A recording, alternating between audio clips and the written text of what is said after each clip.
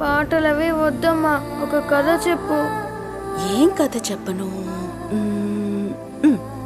పూర్వకాలంలో మన శ్రీశైలం గుడిని కట్టించిన మహారాజు ఈ ఊరిని పరిపాలించేవాడు. అప్పుడు పక్కనే ఉన్న శత్రు మహారాజు మన ఊరి మహారాజునే ఎదిరించి ఒక పెద్ద యుద్ధం చేశాడు. మన మహారాజుని ఓడించటానికి బోలెడంత మంది వచ్చారట.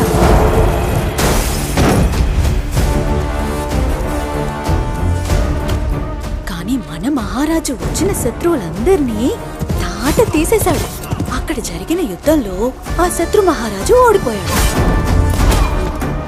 ఆ ఓడిపోయిన శత్రు మహారాజు మన నల్లమల్ల అడవులు లేవు, అందులోకెళ్ళి దాక్కున్నాడు.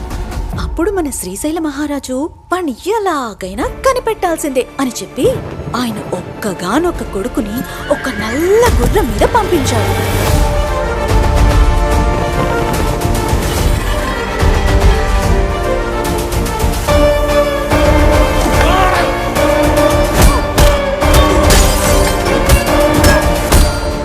మహారాజు కొడుకు ఎప్పుడొస్తాడా అని మన శ్రీశైలం ప్రజలందరూ కళ్ళు కాయలు కాచేలా ఎదురు చూశారు. అమ్మా, మహారాజు కొడుకు వచ్చారా?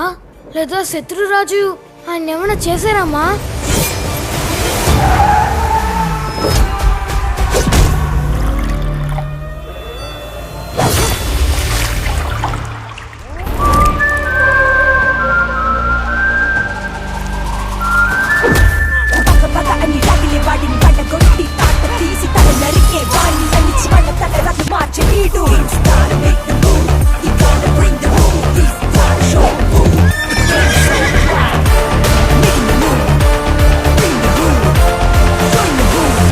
పొద్దుపోయింది, పడుకో.